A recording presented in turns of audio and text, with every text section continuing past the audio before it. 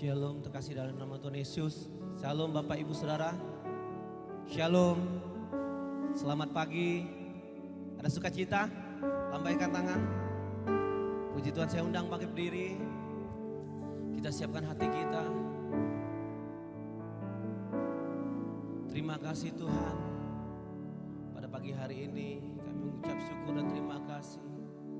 Engkau Allah yang baik, Engkau Allah yang hidup dalam kehidupan kami, Tuhan Yesus Kristus. Saat ini Tuhan Yesus Kristus, kami mau siapkan hati kami, memuji dan memuliakan nama-Mu Tuhan. Biarlah kuasa-Mu bekerja dalam kehidupan kami Tuhan. Ya Roh Kudus, Engkau Allah yang memberikan segalanya Tuhan. Kami juga tidak lupa berdoa buat jemaat-jemaat yang dalam perjalanan menuju tempat ibadah bersatu pada kami Tuhan. Kau lindungi, Kau sampaikan dengan tujuan Tuhan Yesus Kristus. Di dalam nama Tuhan Yesus Kristus, Engkau Allah yang memberikan kuasa dalam kehidupan kami Tuhan Yesus Kristus. Engkau segala pengharapan kami, Engkau nyata dalam kehidupan kami, Engkau kemenangan kami Tuhan Yesus Kristus. Di dalam nama Tuhan Yesus Kristus kami orang-orang yang percaya, orang-orang yang ditebus Tuhan oleh darah-Mu. Kami yakin dan percaya Tuhan, ibadah kami penuh dengan kuasa Roh Kudus. Di dalam nama Tuhan Yesus Kristus, yang percaya katakan amin. Saya persilakan dulu kembali. Mari kita sembah Dia. Haleluya. Oh, kami muliakan. Haleluya. Oh, mereka penyembahan kita pada Dia. Haleluya. Haleluya, Roh Kudus.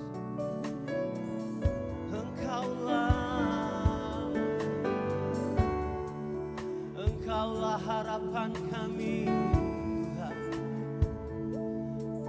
Kuasa-Mu mengalir dalam kehidupan kami.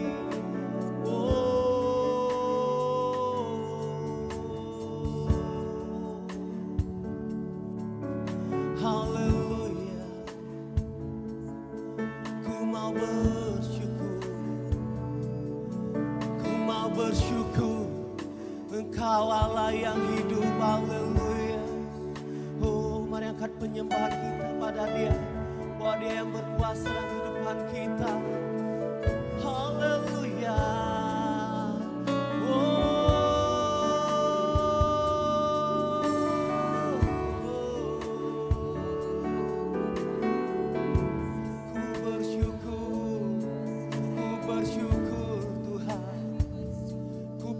Allah seperti-Mu, ku punya Allah seperti-Mu Yesus.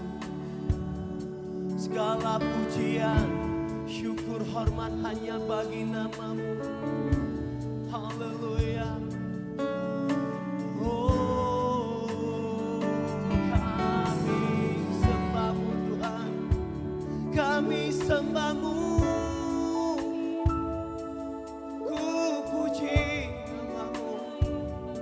Haleluya, haleluya, oh, Engkaulah Rajaku, Engkau Rajaku, Engkau Rajaku Tuhan. Haleluya, oh, haleluya. Engkau segalanya, Engkau pengharapan kami. Haleluya. Oh, terima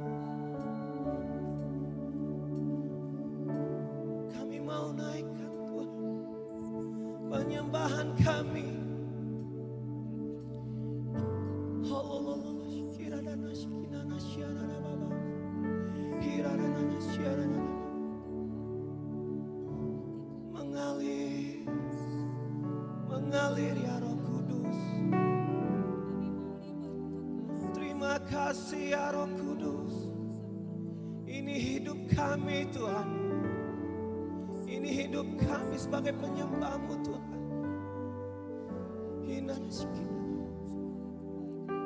Mari angkat pujian ini. Katakan di hatimu, Engkaulah Raja. Engkaulah Tuhan. Katakan, Engkaulah Raja. Berdaulat atas hidupku, ku berserah.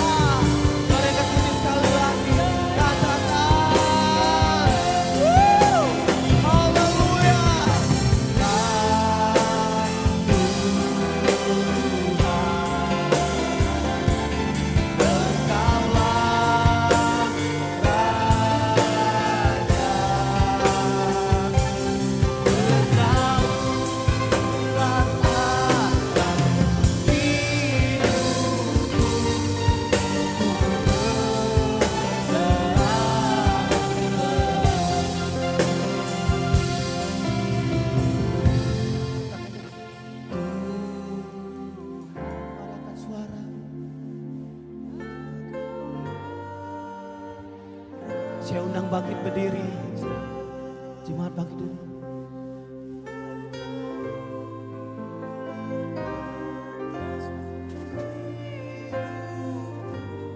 Mari angkat pujian di sini.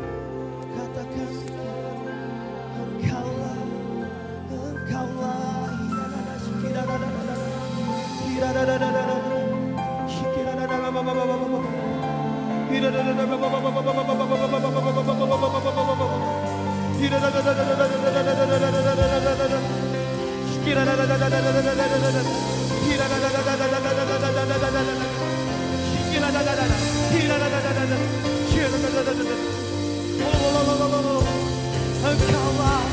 Engkaulah.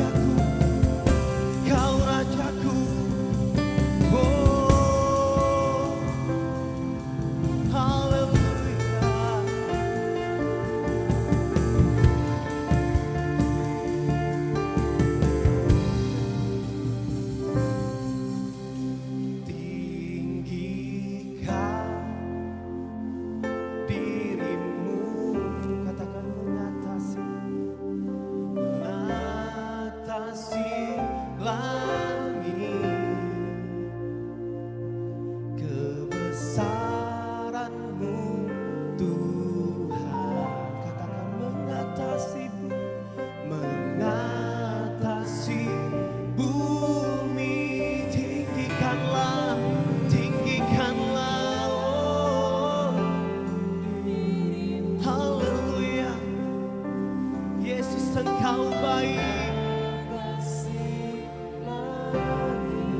kemuliaan-Mu Tuhan. Oh, mengatasi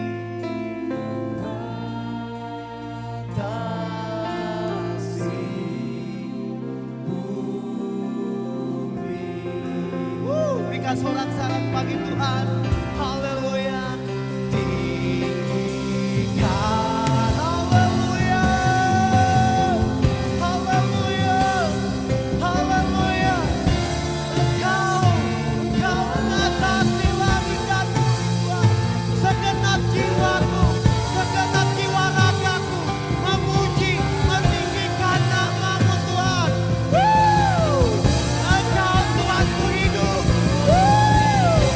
Tinggi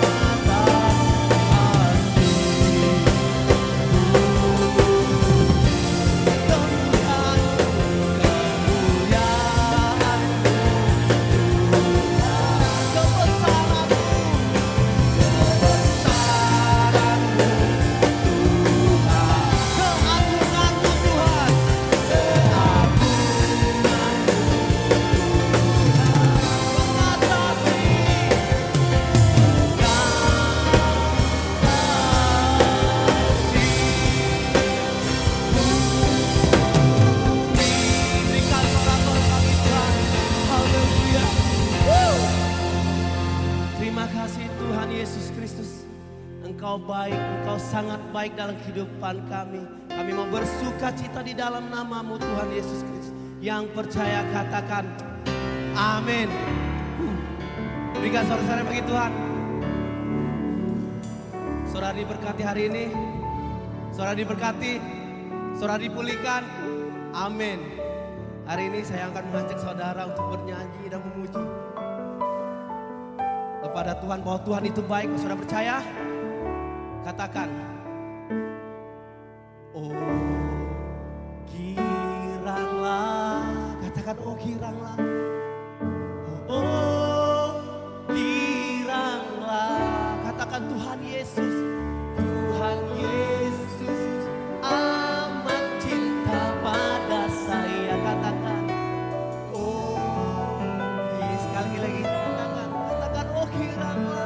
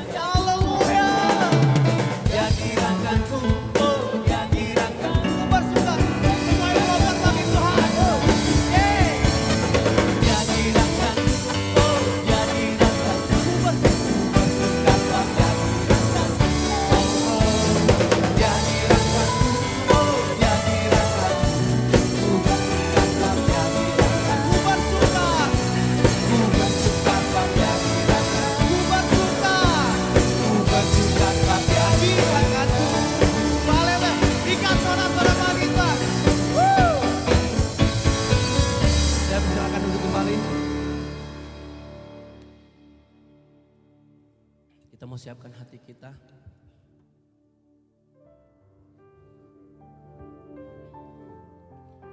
Terima kasih Tuhan Yesus.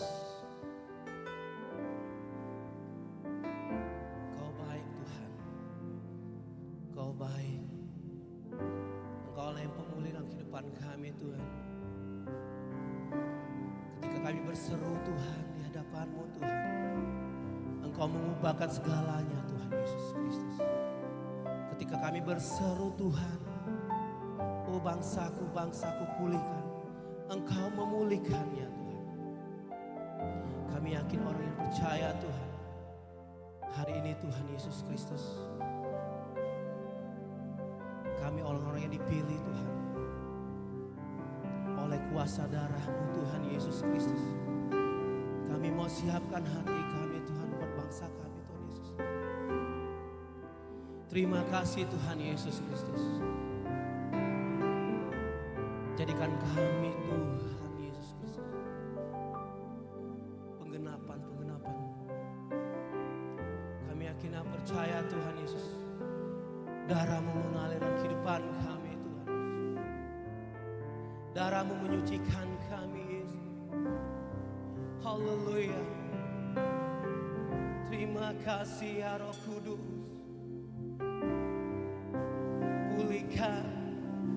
Pulihkan hati kami Tuhan. Pulihkan jiwa kami.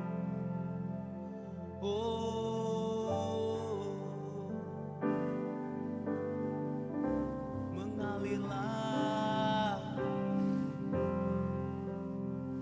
mengalirlah Roh Kudus di hidup kami, di jiwa kami Tuhan. Kami bangga Tuhan, kami bangga jadi umat pilihan-Mu Tuhan Yesus Kristus.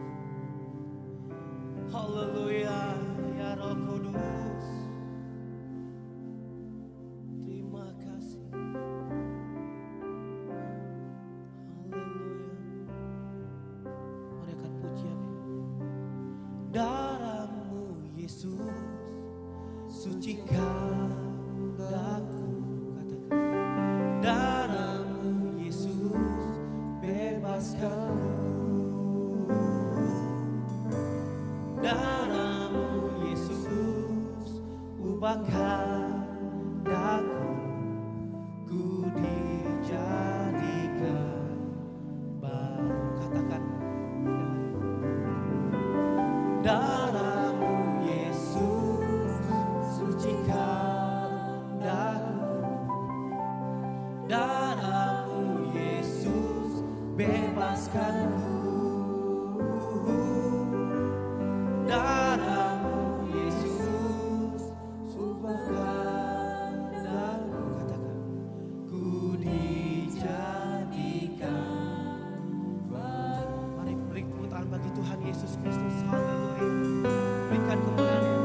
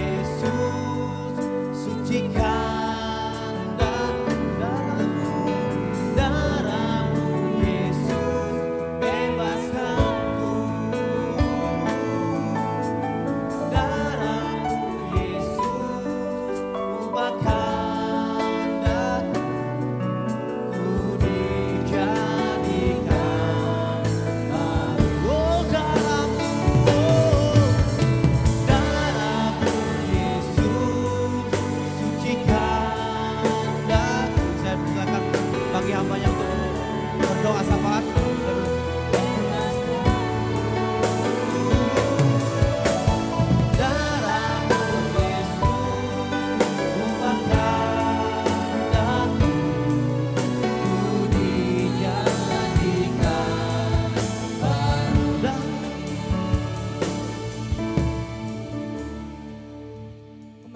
kasih Tuhan, mari angkat hati kita, mari sama-sama kita bangkit berdiri di hadirat Tuhan. Yang di rumah, mari semua kita yang bisa bangkit berdiri, mari kita semua bawa hati kita kepada Tuhan. Kita akan berdoa buat bangsa dan negara kita. Apa yang Tuhan pimpin dalam hati Bapak Ibu, mari berseru pada Tuhan. Mari kita satukan hati kita, mari kita berdoa. Bapak, terima kasih buat ibadah di awal bulan Desember ya Tuhan. Terima kasih Bapak, sepanjang tahun ini Tuhan menyertai kami, menjagai kami, melindungi kami. Tuhan Yesus memberkati kami, memelihara kami semua umat-Mu. Di dalam ibadah awal bulan Desember ya Bapak, kami bawa hati kami. Kami bawa hidup kami di hadirat-Mu ya Tuhan. Kami bangga punya Allah seperti Engkau, kami bangga punya Tuhan seperti Engkau. Engkau Allah yang tidak pernah meninggalkan kami. Engkau Allah yang selalu menyertai kami, memelihara kami ya Tuhan. Terima kasih Bapa buat penyertaan-Mu. Terima kasih Tuhan Yesus buat segala perlindungan-Mu. Pada saat ini ya Tuhan, kami berdoa buat bangsa dan negara kami. Lawatlah bangsa dan negara kami ya Tuhan. Kami angkat hati kami di hadapan-Mu pada saat ini Bapa. Ampuni setiap dosa dan pelanggaran bangsa kami di hadirat-Mu. Ampuni ya Tuhan. Mari lawat bangsa kami, pulihkan bangsa kami. Khususnya di dalam keberadaan COVID pada saat ini. Kami minta Tuhan Yesus sembuhkan bangsa kami. Sembuhkan bangsa kami ya Tuhan. Kami minta kemurahan-Mu. Ulurkanlah tangan kasih karunia-Mu melawat bangsa kami. Hingga tidak ada penambahan COVID lagi ya Bapa. Yang sakit Tuhan sembuhkan ya Tuhan. Para dokter Tuhan kuatkan. Semua orang-orang yang berada di garis depan Tuhan sertai. Tuhan jagai dengan lindungi ya Bapa dengan kuasa darah-Mu. Tuhan Yesus, kami juga berdoa buat perekonomian bangsa dan negara kami. Sembuhkan perekonomian bangsa kami. Pulihkan ya Tuhan, lawat ya Tuhan Yesus. Kami berdoa buat pemimpin kami Tuhan, Pak Jokowi dan wakilnya, semua jajarannya yang ikut ambil bagian dalam bawa perkembangan bangsa dan negara kami Indonesia. Mari Tuhan Yesus, berikan hikmat-Mu kepada mereka ya Tuhan, untuk membawa bangsa ini masuk untuk lebih maju lagi di dalam nama Tuhan Yesus. Angkat bangsa Indonesia ya Bapa. Biarlah kemurahan-Mu ya Tuhan turun atas bangsa kami. Lawatan-Mu turun atas bangsa kami ya Tuhan. Kami juga berdoa ya Bapa, buat pilkada pada tanggal 9 Desember. Kami minta Bapa di dalam nama Yesus, di bawah di dalam hadirat-Mu pada saat ini. Kami mohonkan kepadamu ya Tuhan.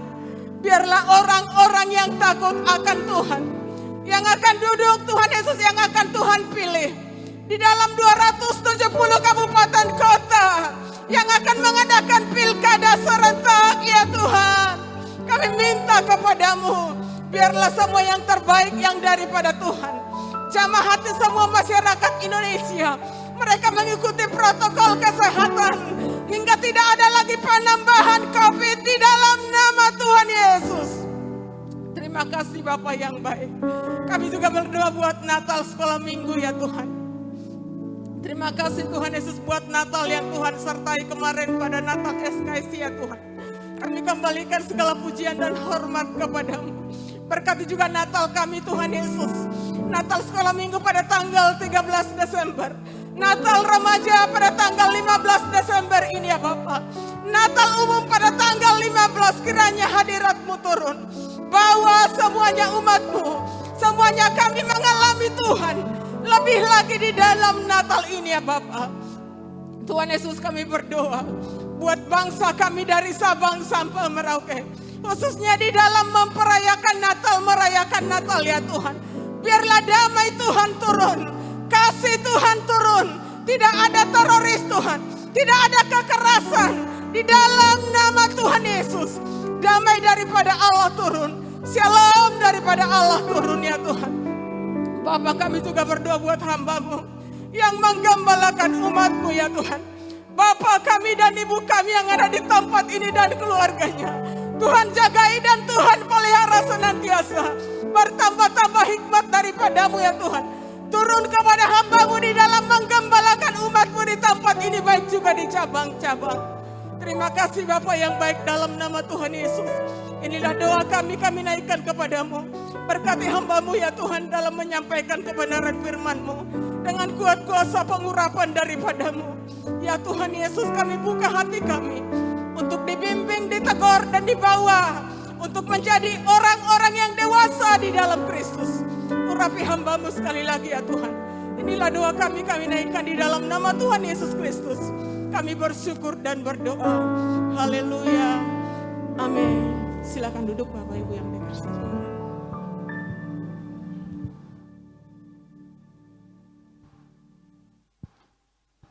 Puji Tuhan. Shalom Bapak Ibu Saudara yang dikasihi oleh Tuhan.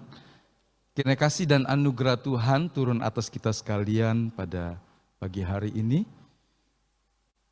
Saya percaya entahkah kita merasakan satu perjalanan waktu yang terasa panjang, karena di masa COVID seperti ini banyak hal yang berubah.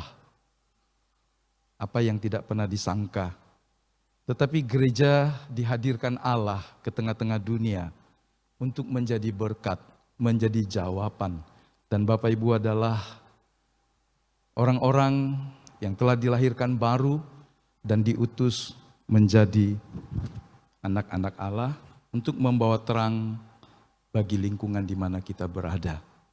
Beberapa minggu ini kita sedang bicara tentang membawa terang itu dalam lingkungan kerja kita, dalam lingkungan komunitas kita. Sebab kalau orang Kristen menyadari panggilannya ketika Tuhan berkata, kamu adalah garam dunia, kamu adalah terang dunia.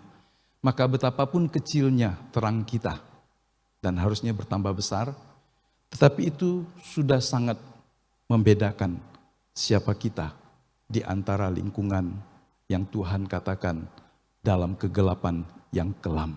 Makin hari orang yang hidup tidak takut akan Tuhan makin berjalan dalam kegelapan, dan anak-anak Allah berjalan dalam terangnya yang ajaib.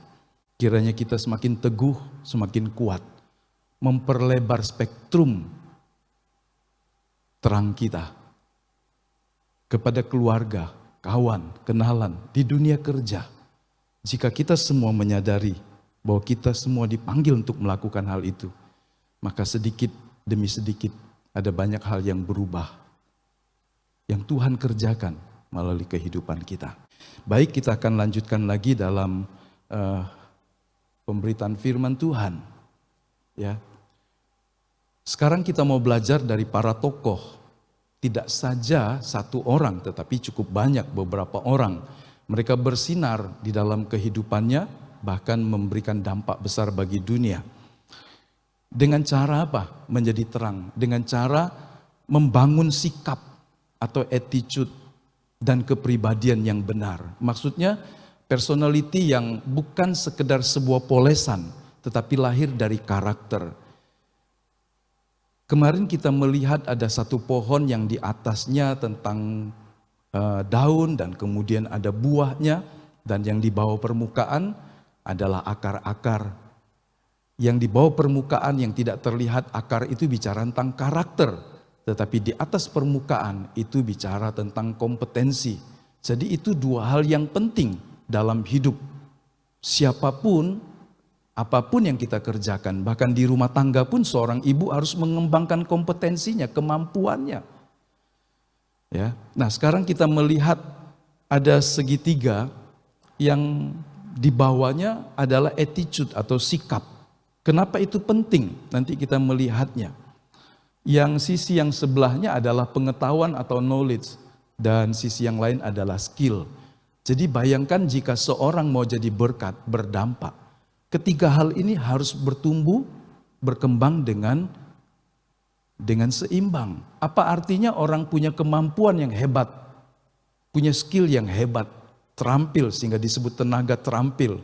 Pengetahuannya juga memadai, tetapi attitude-nya jelek, ya kan? Sikapnya jelek. Siapa yang mau berteman dengan dia dalam satu tim? Bahkan mungkin atasannya pun kewalahan. Atau kalau dia jadi seorang pemimpin tapi attitude-nya jelek, sukar ditebak. Ya kan? Hari cerah tapi dia mungkin berperilaku yang berbeda.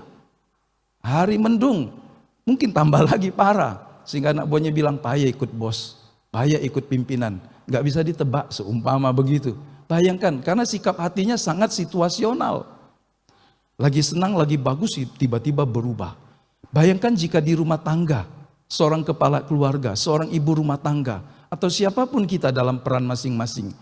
Sikap kita tidak konsisten, sikap kita begitu gampang berubah. Tadi semangat, menyala-nyala. Tetapi kemudian karena ada satu hal kecil saja mungkin, suasana berubah 180 derajat, menjadi mencekam, menakutkan. Karena Anda adalah kepala rumah tangga. Karena Anda adalah seorang ibu, seorang bapak. Kalau seorang bapak, seorang ibu, tiba-tiba sikapnya berubah, menakutkan. Seisi keluarga mengalami atmosfer rohani yang tidak baik. Bayangkan betapa besar pengaruh dari sikap. Karenanya kita mau belajar, karena sikap ini ada di dalam hal yang batinia. Siapa yang tahu tentang nama seorang John Calvin Maxwell, atau lebih dikenal dengan John Maxwell?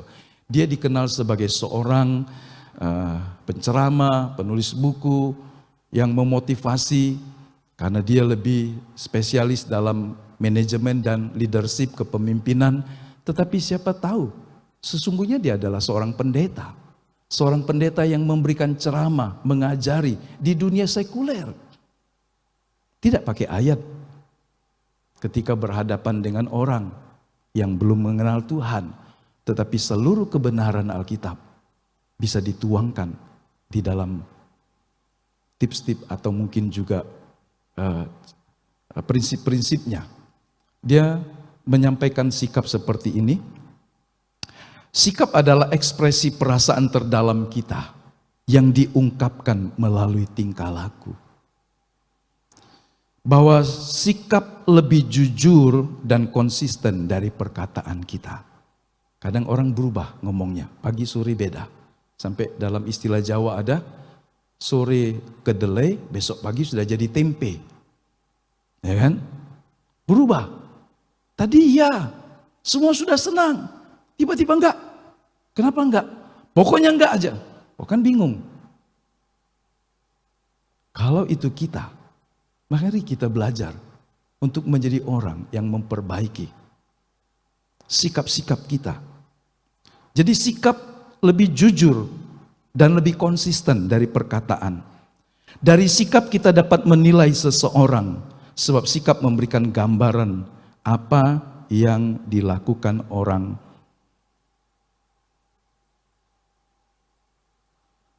Dari sikap kita menilai ya seseorang, sebab akan memberikan gambaran dari apa yang dilakukan oleh orang tersebut.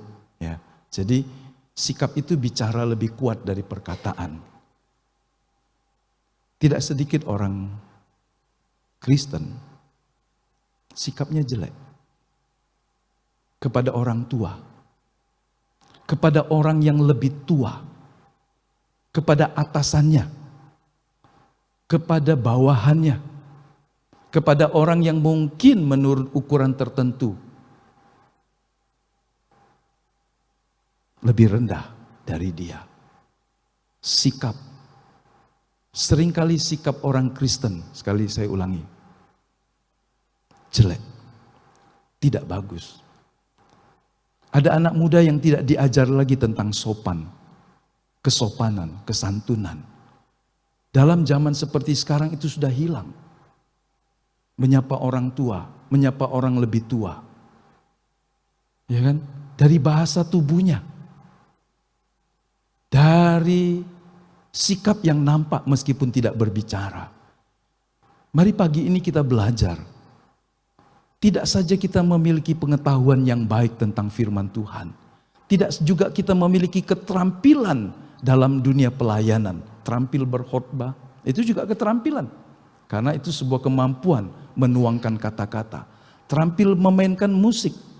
Terampil memimpin orang memuji menyembah Tuhan dan sebagainya. keterampilan-keterampilan yang baik, pengetahuan yang cukup. Tapi jika attitude orang itu tidak bagus, maka semua yang baik dua hal itu tadi jadi rusak. Betapa pentingnya membangun sikap yang baik dan benar. Nah, mari kita lihat di dalam, ya ini sebuah quote yang bagus juga. Your attitude shall be to the same same as that of Christ. Jadi dari Filipi pasal yang kedua dikatakan bahwa attitude kita harus menjadi sama, serupa, sepikiran, seperasaan dengan Kristus. Seperti itulah kita akan menjadi. Bukan orang yang menjadi seperti tokoh-tokoh yang lain, pandai bersandiwara. Ya. Nah, mari kita membaca dari satu ayat dari Nehemia pasal yang keempat. Nehemia pasal yang keempat, ayat yang kelima.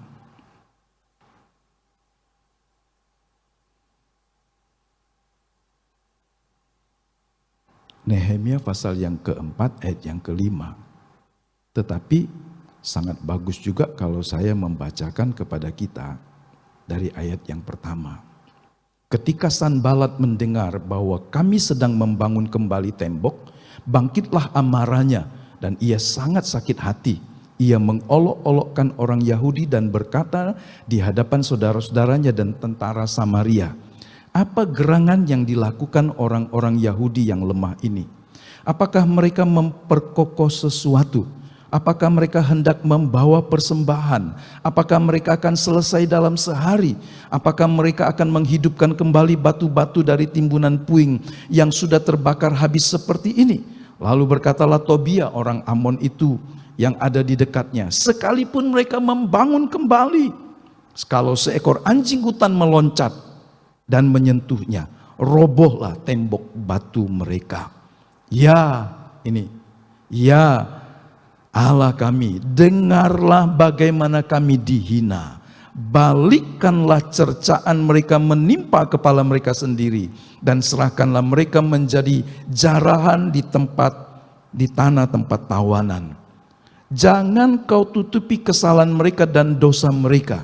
Jangan kau hapus dari hadapanmu, karena mereka menyakiti hatimu dengan sikap mereka terhadap orang-orang yang sedang membangun. Tentu kita mungkin punya pikiran yang berbeda tentang doa dari Nehemia ini kepada orang-orang yang membenci dan melawannya.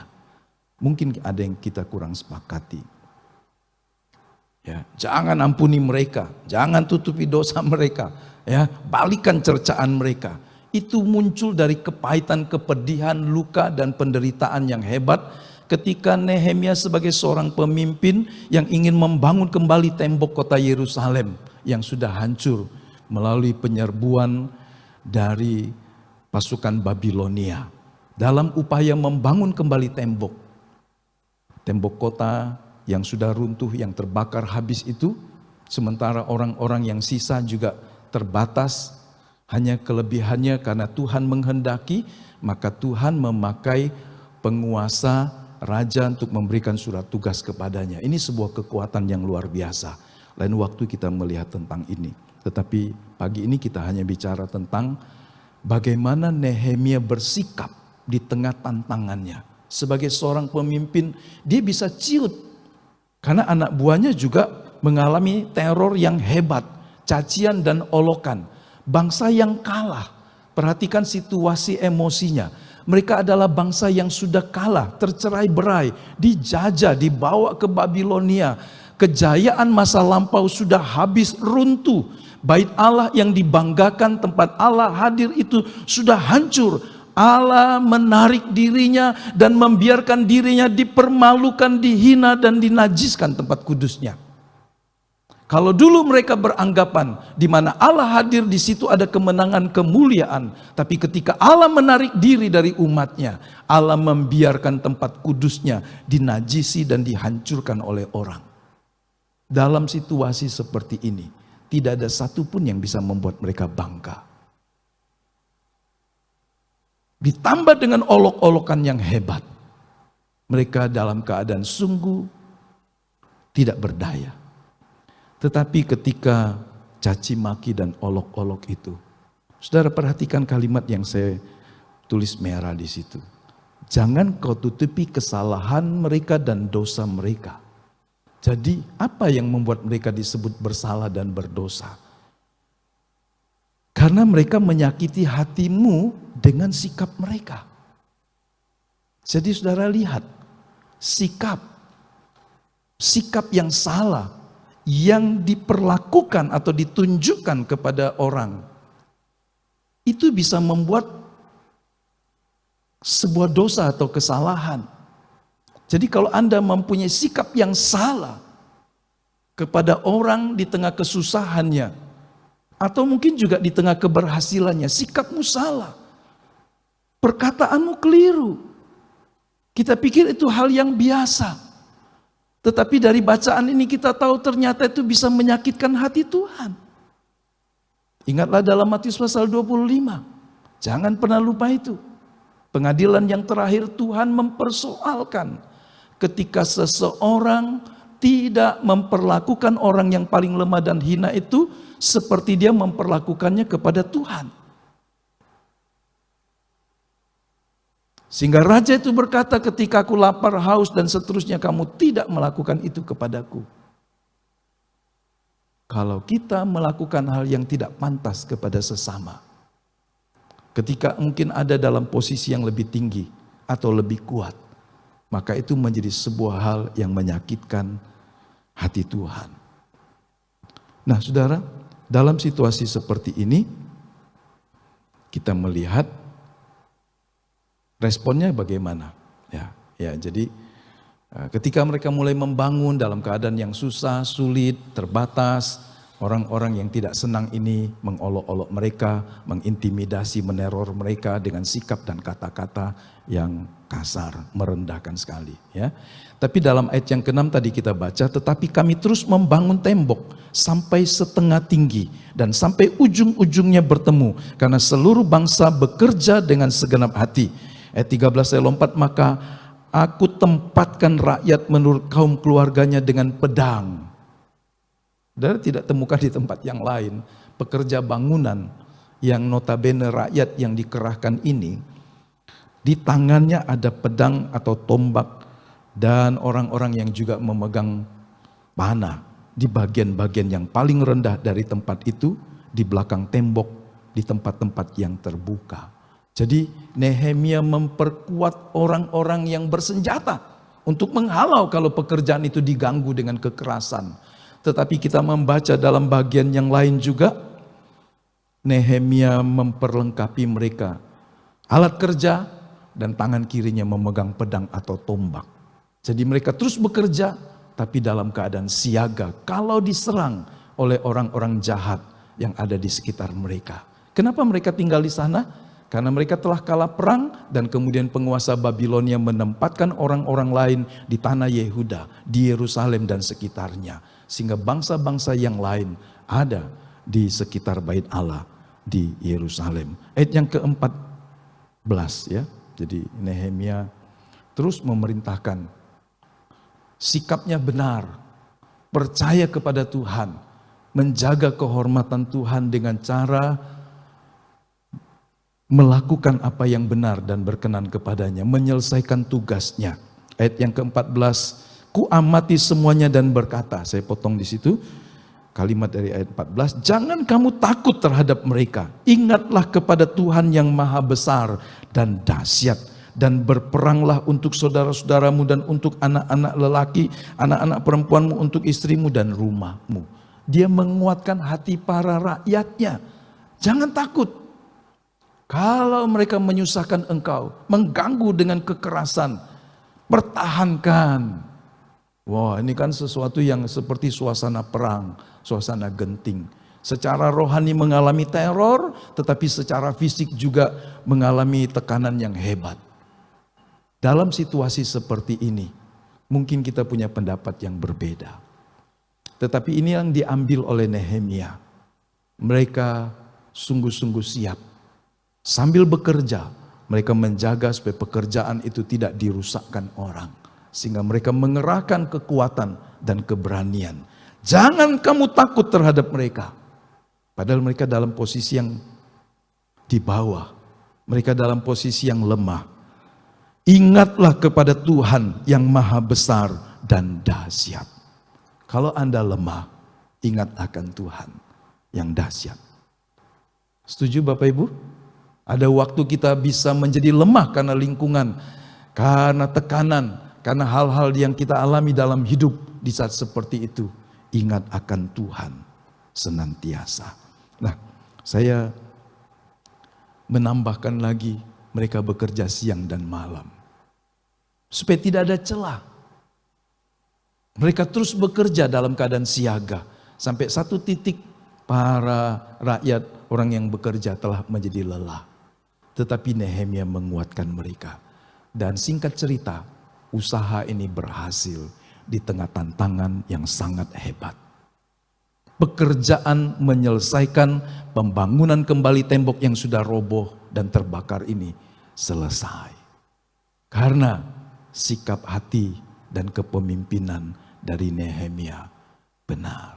Ada waktu Anda bangkit dan tidak membiarkan situasi menekan Anda. Ada waktu Anda berkata, saya ingin terus menyelesaikannya karena Tuhan menyertai saya. Pastikan bahwa apa yang kita lakukan datang dari Tuhan. Sehingga dalam satu kebenaran kita berkata, membangun tembok kota pada waktu itu adalah kehendak Tuhan. Maka Tuhan juga yang akan membuka jalan, Tuhan juga akan memberikan kekuatan dan kemampuan.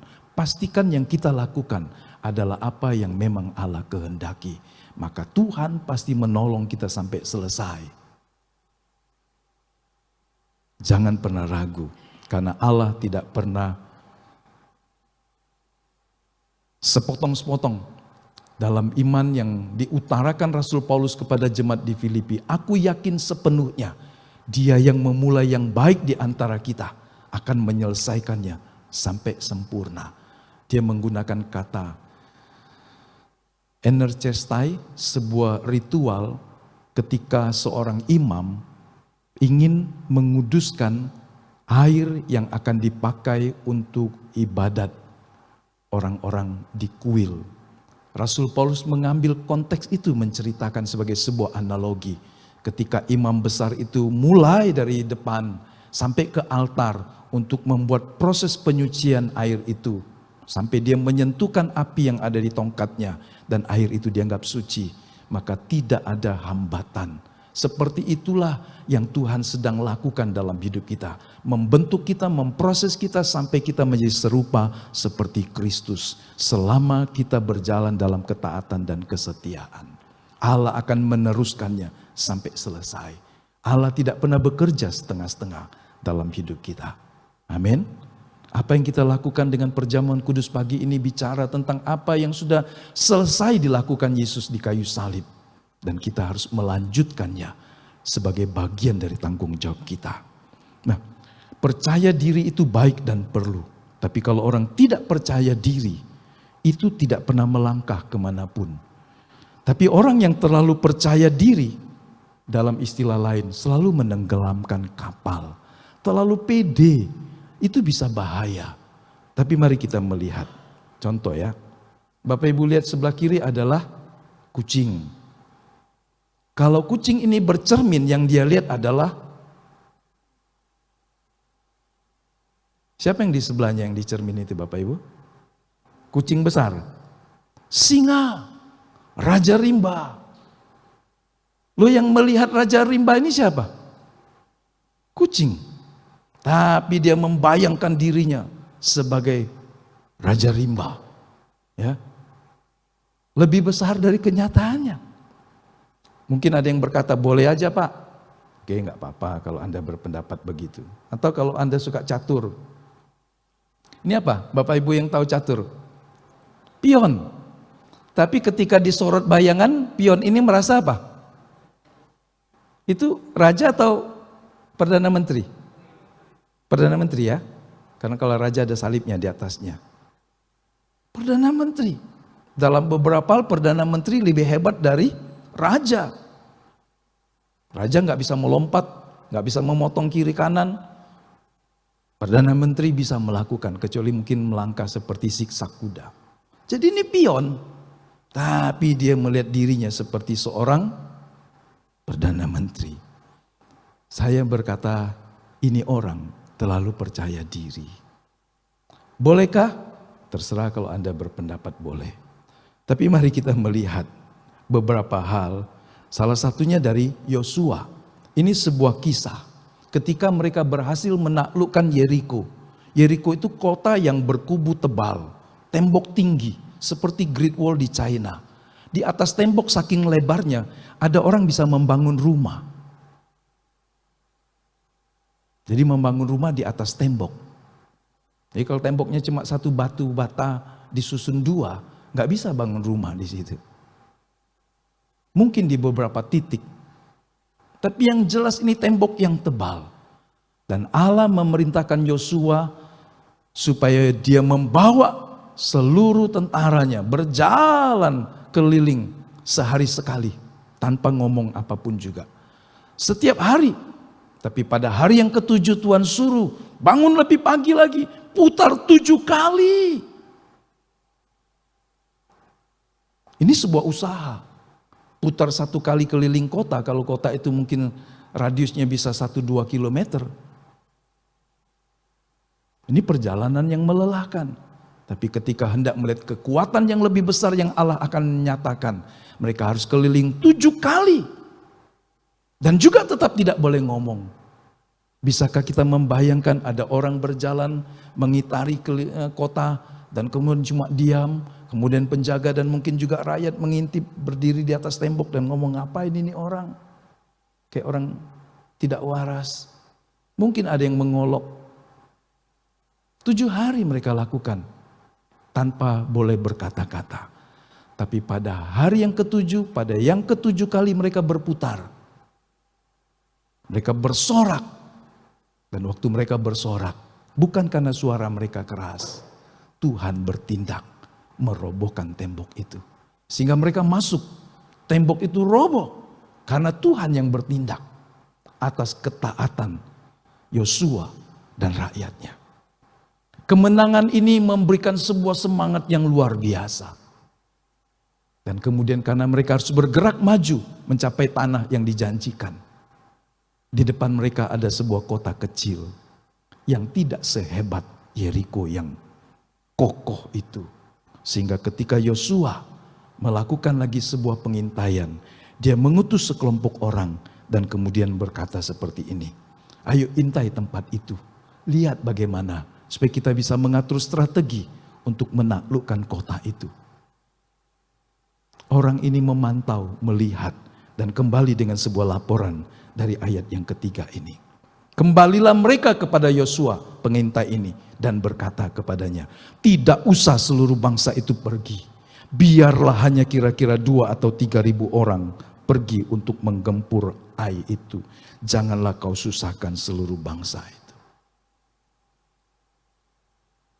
Kita tahu persoalannya. Tetapi sikap ini juga menggambarkan sebuah kecerobohan, sebuah kepongahan, sebuah sikap terlalu percaya diri. Sebab mereka baru saja menerima kemenangan yang besar. Dan sekarang terlalu kecil, udah cukup sedikit orang saja. Meskipun ada persoalan yang mendasar di sini, bukan sekedar jumlah 2-3 ribu, tetapi kita tahu ceritanya seorang yang bernama Akan mengambil barang yang harusnya ditumpas. Dan ini menjadi sebuah dosa yang sangat mengerikan. Dan dia harus membayar dengan sangat mahal, dia, istrinya, anak-anaknya binasa. Karena mengambil sesuatu yang dikhususkan untuk ditumpas. Tetapi saya ingin membahas dari sisi ini, bahwa percaya diri terlalu berlebihan, itu tidak baik. Dalam perjalanan pengembaraan mereka menuju, setelah mereka dari Gilgal, mereka menaklukkan Yeriko, dan Ai adalah kota yang kecil sebelum mereka sampai ke Gibeon. Jadi mereka akan terus berjalan sampai apa yang Allah janjikan terpenuhi. Tapi baru kemenangan yang hebat di Yeriko membuat sebagian orang, khususnya para pengintai ini, memiliki sikap percaya diri yang berlebihan yang mencelakakan mereka. Bahaya terlalu percaya diri menurut saya akan membuat Anda jadi sombong. Yang kedua, membuka celah untuk jadi lengah, tidak waspada. Dan yang ketiga bisa jatuh. Amsal ayat 21, pasal 21 ayat 4 berkata, mata yang congkak dan hati yang sombong yang menjadi pelita orang fasik adalah dosa. Jadi percaya diri sendiri yang berlebihan, ingat bukan percaya kepada Tuhan ya. Perhatikan di sini masalahnya, percaya diri yang berlebihan, bukan percaya kepada Tuhan yang sungguh-sungguh. Beda ya, bedakan ini ya. Ini bukan iman yang teguh seperti Nehemia. Ini bicara tentang kekuatan sendiri. Membuat orang menjadi sombong. Bisa lengah dan gampang jatuh. Sudah sangat dekat dengan kejatuhan. Jadi ada beberapa hal yang saya ingin bagi dari apa yang saya dapat. Bahaya dari sikap terlalu percaya diri. Saya dapat lakukan dengan mudah. Saya tidak perlu persiapan. Seorang pengkhotbah yang terlalu percaya diri bisa mungkin berkhotbah tanpa persiapan. Seorang worship leader yang percaya diri mungkin dia akan memimpin pujian tanpa doa dan persiapan. Seorang pemusik mungkin terlalu percaya diri dengan keterampilannya. Dia tidak mempersiapkan diri. Seorang ibu rumah tangga, seorang guru, seorang siapapun juga. Kalau kita menganggap itu terlalu mudah, kita tidak mempersiapkan diri dengan cermat. Ini sebuah celah bahaya.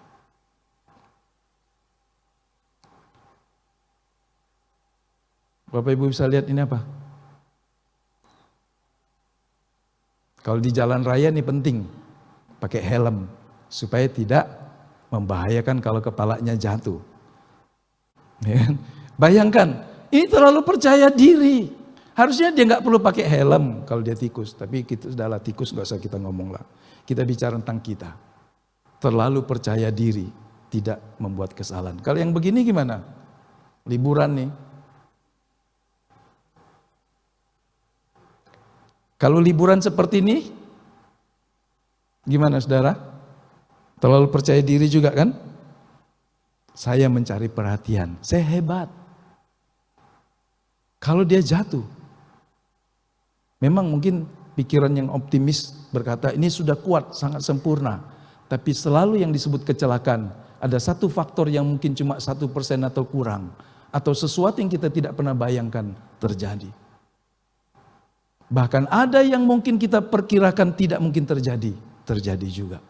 Siapa yang membayangkan pandemi memporak-porandakan semua sektor kehidupan? Banyak bisnis hancur, rusak. Ya kan? Karena pandemi. Siapa yang bisa memperkirakannya?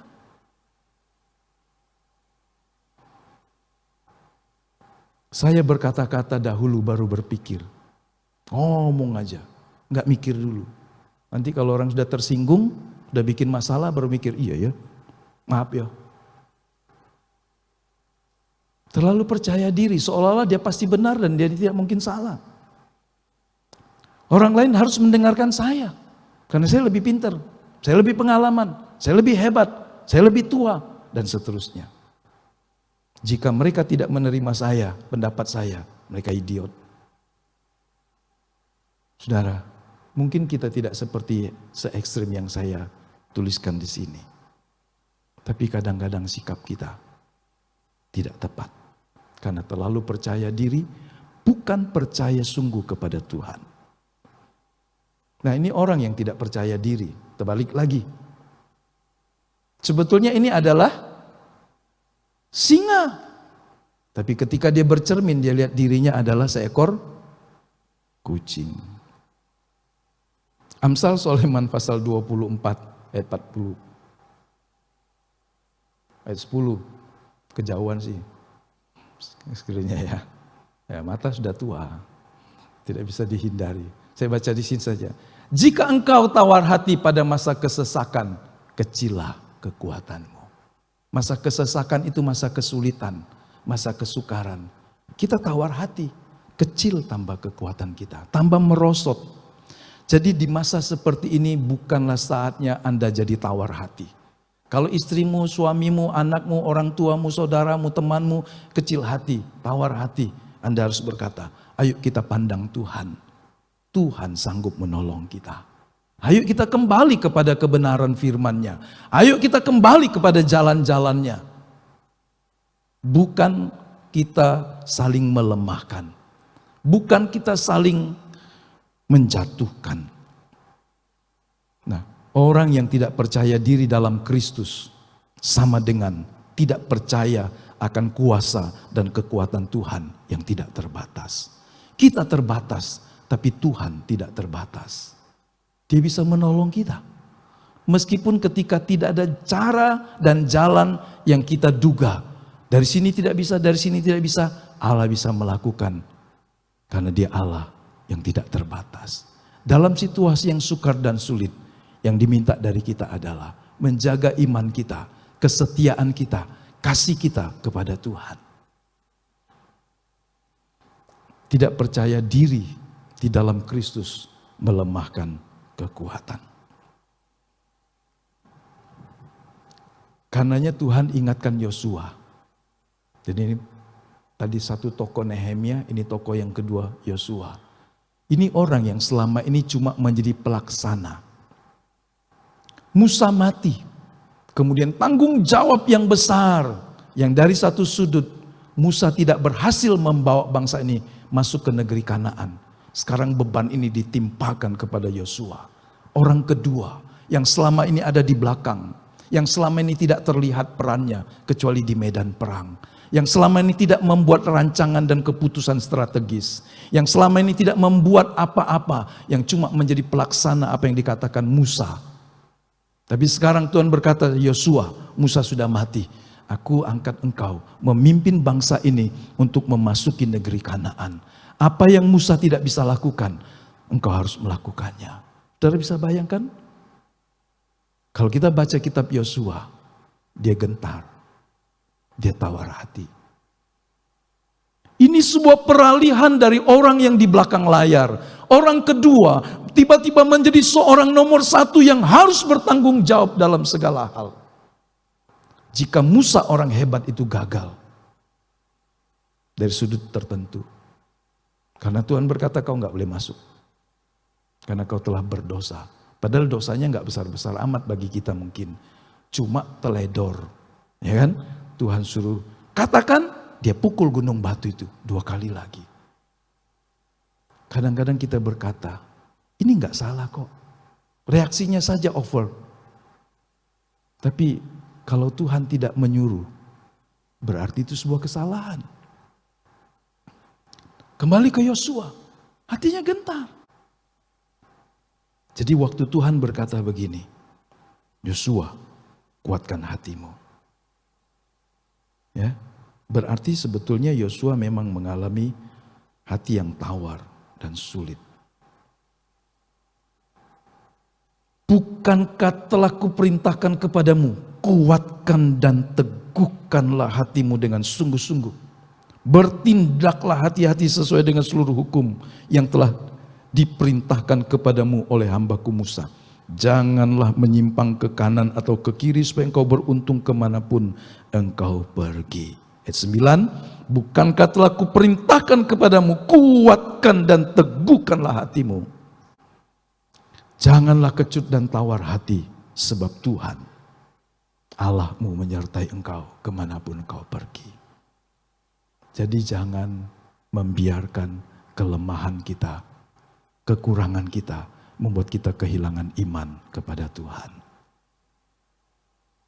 Bahaya dari tidak percaya diri adalah tidak pernah melangkah kemanapun juga. Kalau majikannya, pimpinannya, atasannya suruh lakukan ini, gak bisa.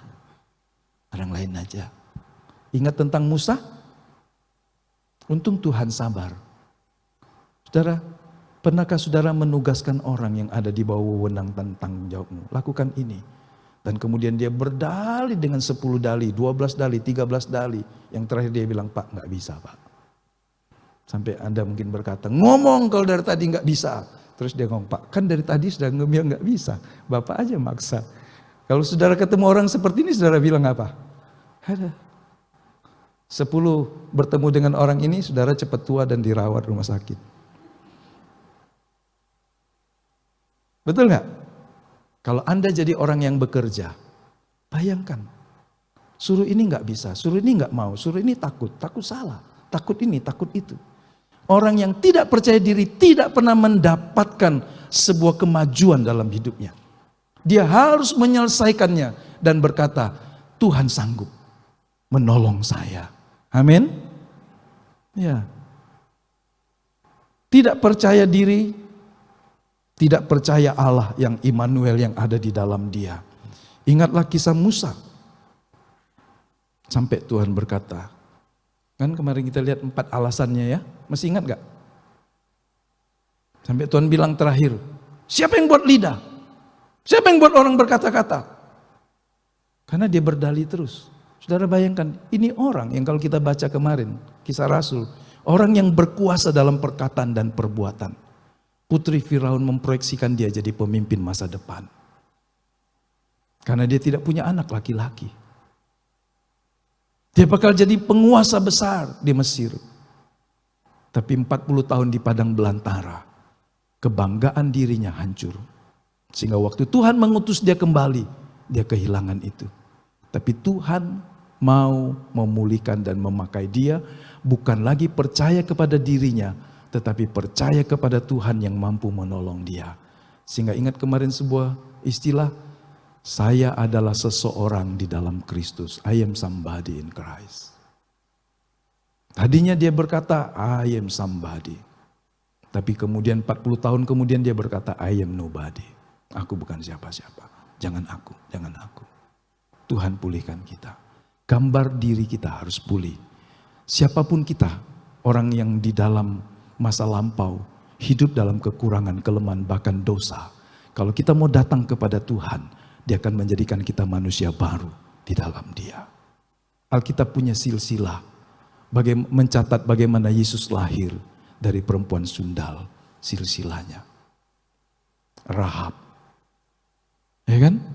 Ada nama-nama asing yang bukan keturunan Abraham. Ada wanita-wanita Moab yang bernama Ruth masuk di sana. Siapa mereka? Mereka orang rusak yang masa lalunya, tapi kemudian percaya kepada Allah Israel pencipta langit dan bumi. 2 Korintus 5:17 berkata, di dalam Kristus kita menjadi ciptaan yang baru, manusia baru. Waktu Tuhan jumpai wanita Samaria di Teligi itu, di Perigi itu, dia mengubah hidupnya. Dan sejarah mencatat dia kemudian menjadi seorang misionaris di Afrika. Ketika tantangan datang, ancaman datang, dia tidak gentar. Jadi wanita Samaria di Injil Yohanes pasal 4 itu, sesudah hidupnya berubah, dia memberitakan kabar baik. Bukan saja di tanah Samaria, tapi sampai ke kota dan benua yang lain. Hidup yang lampau, yang lama, betapapun kelamnya, Allah bisa mengubahnya. Amin. Jangan terus tinggal di masa lalu hidupmu. Tuhan sanggup menolong kita. Tuhan tidak pernah berani melangkah melakukan tugas yang baru. Ya, kalau orang tidak percaya diri bisa kasih tugas apa juga, belum pernah. Ya memang belum pernah. Siapa yang punya pengalaman? Orang baru tamat sekolah seumpama enggak pengalaman, bisa jadi. Waktu magang mau diajari, bisa enggak? Enggak bisa. Pernah belum? Belum bisa. Justru diajari. Siapa yang lahir sudah langsung bisa membaca? Enggak ada. Siapa yang ketika kelas 1 sudah bisa berhitung 1 sampai 10 dan seterusnya? Enggak ada. Belajar, hidup belajar. 2 Timotius katakan begini. Karena itu, ku peringatkan engkau untuk mengobarkan karunia Allah yang ada padamu oleh penumpangan tanganku atasmu. Sebab Allah memberikan kepada kita bukan roh ketakutan, melainkan roh yang membangkitkan kekuatan, kasih, dan ketertiban. Allah memberikan kepada kita rohnya yang kudus, yang membangkitkan kekuatan secara rohani dalam iman.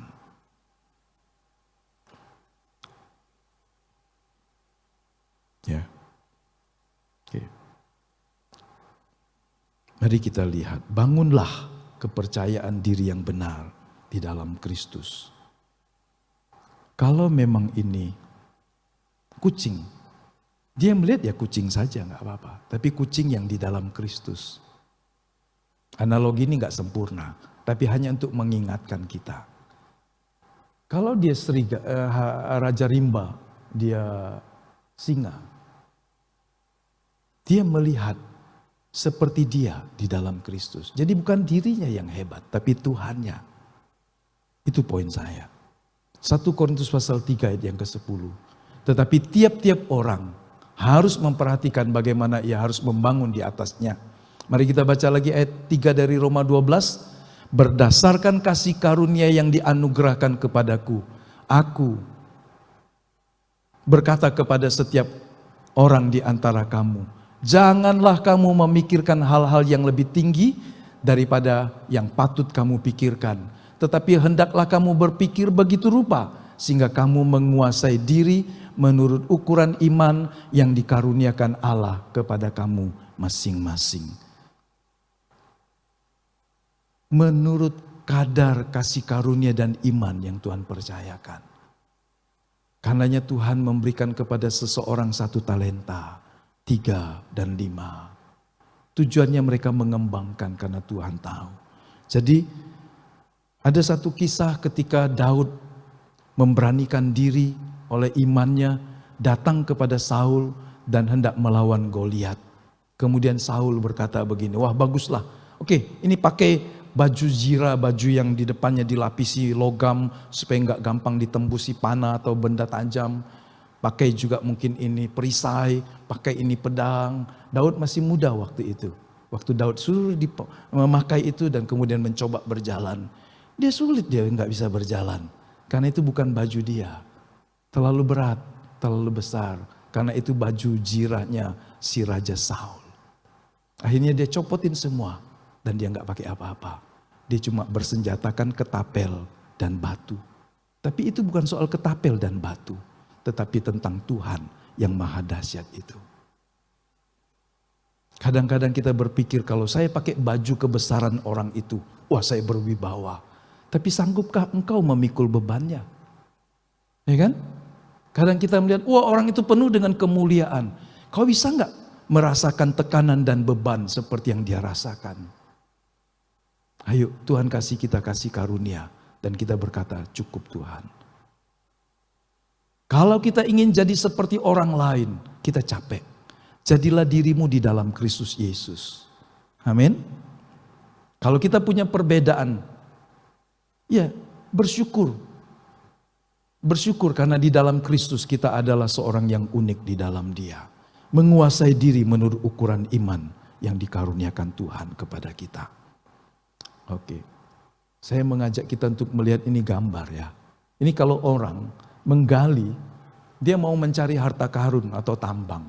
Ya kan, dia sudah berusaha dengan semangat. Sampai di titik yang terakhir gambar yang kedua. Ini kan sudah tua, ini dari muda nih. Pakai dasi keren ya. Sampai kemudian semuanya juga loyo. Karena dia berkata berjuang terus, belum sampai-sampai juga. Capek aku berhenti. Saudara lihat gambarnya? Sudah lapisan tanah yang paling tipis. Kalau saja dia berhasil, mungkin ini 1 tahun lagi, mungkin ini 5 tahun lagi, mungkin ini 1 bulan lagi. Tapi sebelum dia mencapai lapisan yang terakhir, dia sudah nyerah. Kadang orang menyerah di saat yang terakhir yang paling kritis. Tidak sedikit orang sebetulnya sudah hampir sampai. Meskipun itu 1 hari, 1 minggu, 1 bulan, 1 tahun lagi. Tapi itu perjalanan yang terakhir. Yang menentukan. Kalau dia berbalik, dia sudah kehilangan semuanya. Tadi ada contoh gambar. Bapak Ibu kalau gambar begini di masa tua tahu nggak siapa ini? Orang ini berjasa besar bagi kita, bagi dunia. Ya. Dia adalah seorang yang bernama siapa? Thomas Alva Edison. Ya. Ini orang kalau kita baca riwayatnya, kalau di Wikipedia di situ ada pendidikan keluar dari sekolah, gak punya ijazah. Karena waktu kecil di sekolahnya nilainya buruk terus. Akhirnya ibunya keluarkan dia dan mengajari dia di rumah. Di rumah dia leluasa membaca buku-buku ilmiah untuk orang dewasa. Baru umur 12 tahun dia sudah bisa berwira swasta. Jualan di kereta api, loper koran, kemudian jadi mungkin operator kalau nggak salah mesin telegraf. Tapi beberapa tahun kemudian dia bisa menghasilkan atau membuat mesin telegraf yang lebih modern. Anak kecil belasan tahun, saudara. Jadi kalau orang berkata, aku nih nggak sekolahan. Ada orang yang nggak sekolah, tapi berhasil dalam hidupnya. Puji Tuhan kalau kita bisa sekolah, kalau Anda bisa sekolah. Tapi jangan banggakan selembar ijazah itu, kalau tanpa kompetensi. Ada orang gelarnya berderet-deret panjang. Tapi apa yang dia buat dengan gelar itu? Apa yang dia hasilkan? Apa dampaknya di dunia kerja di mana dia berada? Ya kan? Penting kompetensi, kemampuan. Ini sebuah sejarah hidup. Dia berkata, saya sukses karena saya telah kehabisan apa yang disebut kegagalan. Jenius itu, kalau kita pikir saya nggak lahir jenius nih. Ini dengarkan orang yang hebat ini. Jenius itu adalah 1% inspirasi, 99% perspirasi. Perspirasi itu apa? Keringat. 1% jenius, bakat. 99% keringat. Kita ingin terbalik, 99 bakat, 1% keringat. Kalau makan mau yang keringetan. Kerja nggak mau keringetan, seumpama gitu kan? Makan kalau nggak keringetan nggak seru. Tapi kerja keringetan bos, panas bos. Berteduh dulu bos.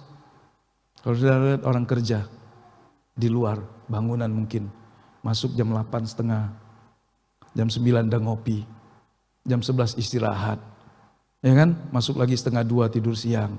Jam 3 mungkin ada suara orang manggil sembahyang pulang. Halo? Kadang-kadang ada orang datang telat, pulang lebih cepat dan ingin gaji besar. Jenius itu 1% cukup, tapi 99% kerja keras.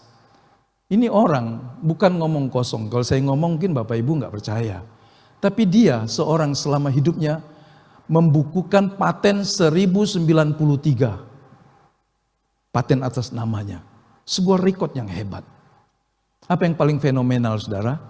Waktu 1879 dia menemukan lampu pijar listrik yang pertama yang bisa bertahan 40 jam. Apa hebatnya lampu pijar di zaman sekarang? Tapi zaman dulu belum ada orang menemukannya. Dan dia disebut seorang yang menemukannya. Apakah dia berusaha dengan mudah? 2 tahun. Mencurahkan tenaga waktu di laboratoriumnya. Membuat lampu pijar, dia menghabiskan uang 40.000 US dollar. Yang di zaman dulu itu angka yang luar biasa besar.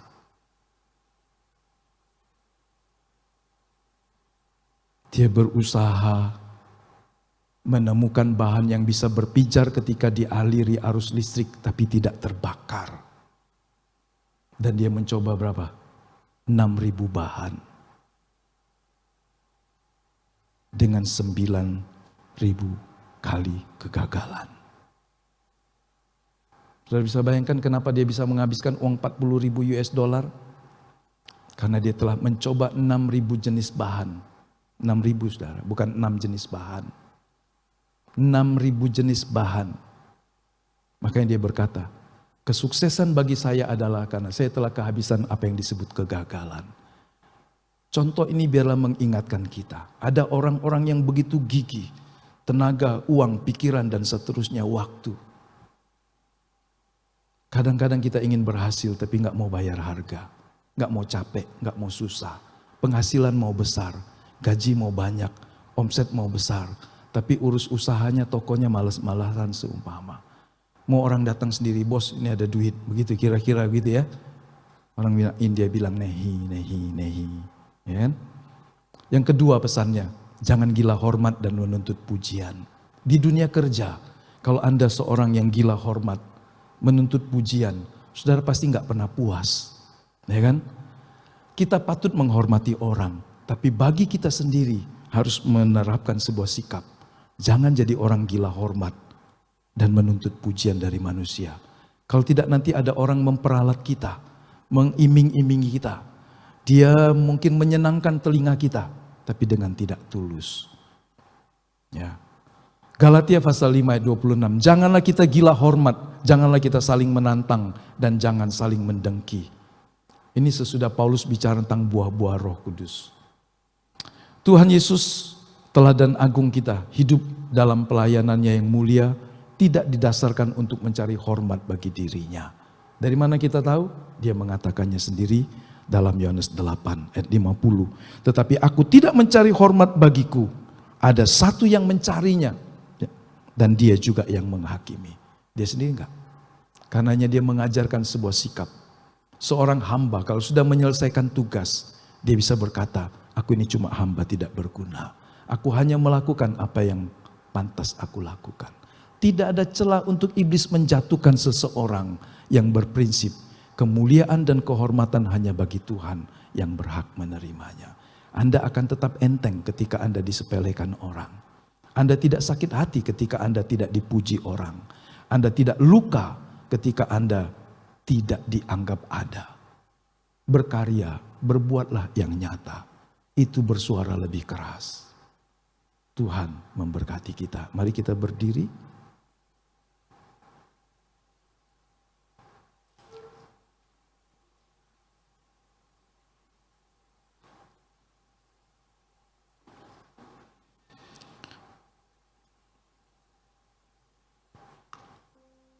Bapak Ibu yang di rumah, sama-sama kita mengambil perjamuan. Siapkan saja, tapi jangan duluan. Saya mengundang pelayan perjamuan dan kita semua yang di rumah juga menyiapkannya. Bapak Ibu yang di rumah, semoga semua sudah siap. Kita angkat roti kita ke atas. Jemaat di sini semua juga boleh mengangkat roti. Tuhan, terima kasih. Biarlah kami terus ingat akan Engkau yang telah menanggung sengsara kami dengan taat dan setia, bahkan sampai mati di kayu salib. Supaya kami tidak lagi hidup dalam dosa, kejahatan, kekerasan hati. Tapi Engkau terus mengubah dan membaharui roh kami, pikiran kami, perasaan kami, sikap hati kami. Memberikan kepada kami kemampuan-kemampuan yang dari Tuhan. Menjadikan kami memberikan pengaruh yang baik di lingkungan di mana kami berada, menghasilkan buah yang kekal. Ampuni dan sucikan kami, basuh kami dengan darah yang kudus.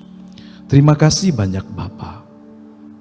Dengarkan firman Tuhan, sebab apa yang telah kuteruskan kepadamu telah aku terima dari Tuhan, yaitu bahwa Tuhan Yesus pada malam waktu ia diserahkan, mengambil roti, dan sesudah itu ia mengucap syukur atasnya. Ia memecah-mecahkannya dan berkata, inilah tubuhku yang diserahkan bagi kamu. Perbuatlah ini menjadi peringatan akan aku. Mari kita sambut dalam nama Tuhan Yesus.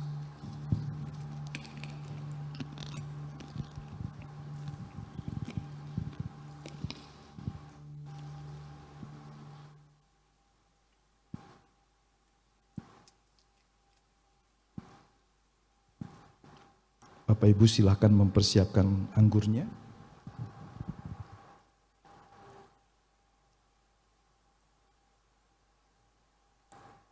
Kalau sudah bisa membukanya, mari kita angkat ke atas. Demikian juga ia mengambil cawan sesudah makan lalu berkata, cawan ini adalah perjanjian baru yang dimeteraikan oleh darahku. Perbuatlah ini setiap kali kamu meminumnya, menjadi peringatan akan aku. Sebab setiap kali kamu makan roti ini dan minum cawan ini, kamu memberitakan kematian Tuhan sampai Ia datang. Mari kita sambut dalam nama Yesus.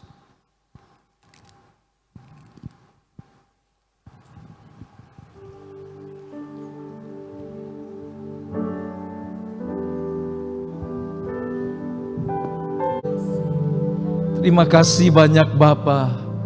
Kami yang lemah beroleh kekuatan tatkala kami datang kepada Tuhan. Tatkala tangan Allah yang penuh dengan kasih menjamah kami, melawat setiap kami ya Tuhan. Kami yang ada di gereja maupun yang di rumah-rumah kami dimanapun kami berada.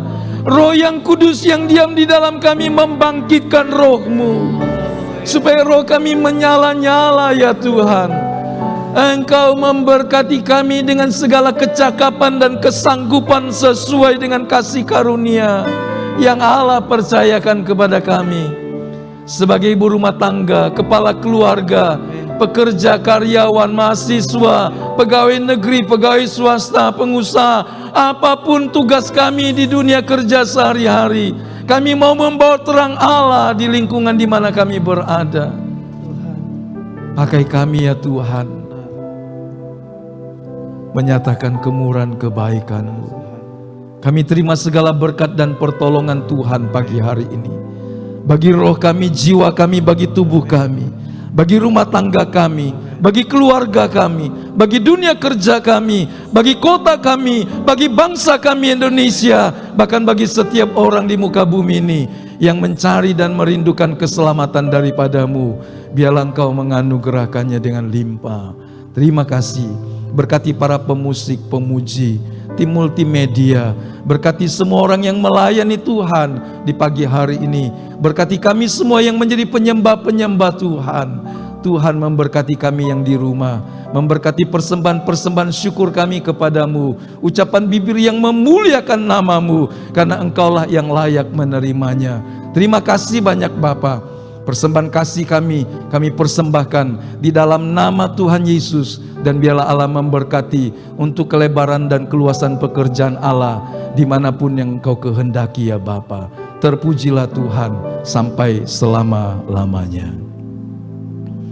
Kekasih-kekasih Tuhan, terimalah berkat dari Allah Bapa, kasih karunia dari Tuhan kita Yesus Kristus, persekutuan penyertaan Roh Kudus yang memampukan kita untuk berkarya bagi kemuliaan Allah sepanjang hidup kita, menghasilkan buah yang kekal, yang bertahan sampai ke dalam kerajaan sorga.